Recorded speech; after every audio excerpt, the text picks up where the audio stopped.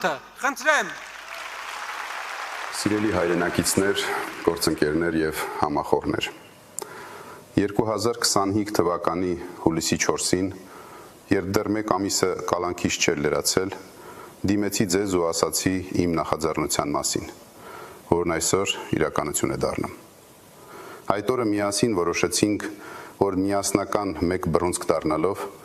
մտնում ենք քաղաքական պայքարի մեջ, հանուն մեր հայրենիքի լավ ապագայի։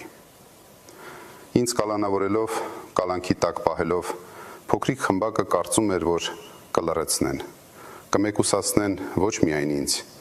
այլ Հայաստանի ձայնը, մեր ժողովրդի ձայնը, մեր քաղաքացու ձայնը, ձեր բոլորի ձայնը։ Բայց նրանք հերթական անգամ սխալվեցին ու ձախողեցին։ Հիմա մեր ձայն ավելի բարձր է հնչում։ Հիմա մենք ձեզ հետ ավելի ուժեղ ենք, քան երբևէ։ Այսօր եւս մեկ անգամ հաստատում ենք, որ Հայաստանում քաղաքական իրավիճակը վերջնականապես փոխվել է, ու փոքրիկ խմբակն արդեն ուժ չունի իր թուլացած դիրքերը վերականգնելու համար։ Ժողովուրդը դժգոհ է իշխանություններից։ Հասարակության մեծ մասը վերջնականապես հիասթափված է, քանի որ իշխանությունը ձախողել է ամեն ինչ՝ արտաքին քաղաքականությունը, ներքին քաղաքականությունը,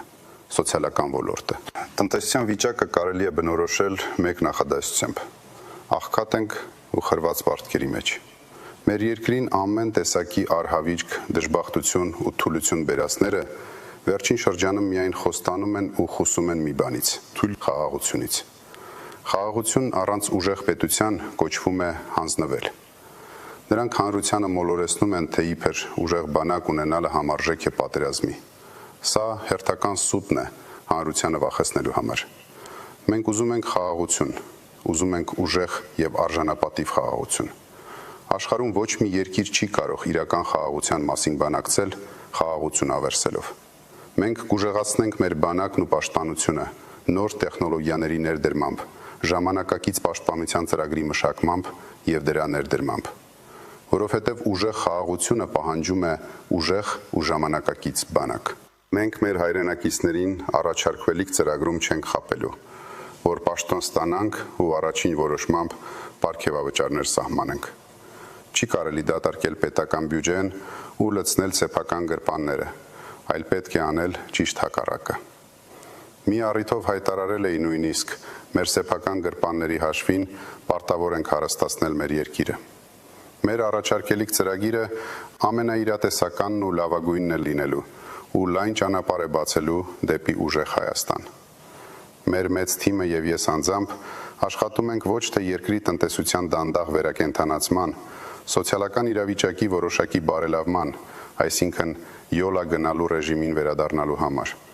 այլ որպեսզի հստակ ու արագ քայլերով տանենք Հայաստանը սրընթաց զարգացման, իսկ մարդկանց դեպի տեսանելի բարեկեցություն։ Բարեկեցություն, որտեղ մարդիկ արժանապատիվ աշխատանքով վաստակում են արժանապատիվ աշխատավարձ։ Շուտով հետևողականորեն կպատմենք ձեզ մեր բոլոր ծրագրերի մասին, որոնք բացառիկ են Հայաստանի համար, ու թույլ կտան արագորեն լուծել մեր ժողովրդի կենսամակարդակի բարձրացման գլխավոր խնդիրը։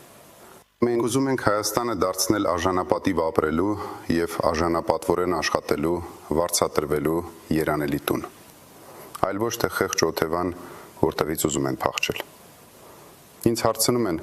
այս վիճակում ինչու որոշեցի մտնել քաղաքականություն։ Ես ծնվել եմ Հայաստանում։ Ես գիտեմ մեր քաղաքում եւ գյուղում ապրելու դժվարություններն ու քաղցրությունը։ Ես չեմ կարող անտարբեր նստել ու հանգիստ նայել, թե ինչպես են իմ հայրենիքը տանում աղետի ու կործանման։ Ես ստեղծող մարդ եմ։ Իմ կյանքի ընթացքում տասնյակ երկրներում հազարավոր բարիքներ եմ ստեղծել՝ շենքեր, գործարաններ, աշխատատեղեր, հիվանդանոցներ, դպրոցներ։ Բարի համբավս թույլ է տվել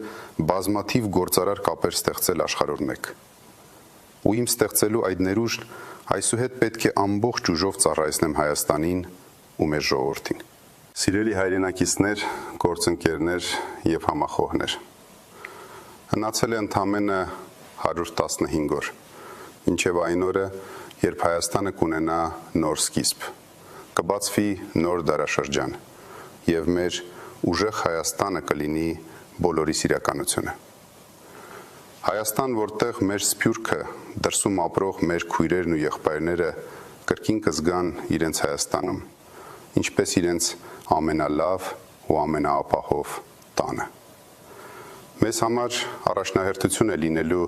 ոչ թե սփյուռքից նվիրատվությունները, այլ Հայաստանի հետ իրական էմոցիոնալ կապը։ Հայաստան, որը կունենա պրոֆեսիոնալ, անկախ ու խելացի դիվանագիտություն, պետություն, որը կխոսի բոլոր հարևանների ու կաշխատի բոլոր գերտերությունների հետ, բոլորի հետ։ Մեր դիվանագիտական հարաբերությունների հենքը պետք է լինի մեր երկրի առջև առկա մարտահրավերները խաղաղ ու պրոֆեսիոնալ կերպով լուծելը, այլ ոչ թե աշխարհաքաղաքական խարդավանքների մեջ մտնելը։ Ընդամենը 115 օրից բոլորը կտեսնեն, որ ուժեղ Հայաստանը ոչ միայն կուսակցության անուն է։ Սա խոստում է, որն այսօր տալիս ենք Հայաստանի ողջ ժողովրդին ու ողջ հայությանը, իսկ վաղը դարձնելու ենք իրականություն։ Ընտրությունը բոլորիս առջև հստակ է, թույլ առաջնորդություն, թե ուժեղ առաջնորդություն, բաժանում, թե համախմբում, ինքնիշխանության շարունակական զիջում, թե ինքնիշխանության ամրապնդում, նվաստացում, թե արժանապատվություն, հուսահատություն, թե հույս։ Ուժեղ Հայաստանի կառուցումը հենց նաև հույսի մասին է։ Լավ իմացեք,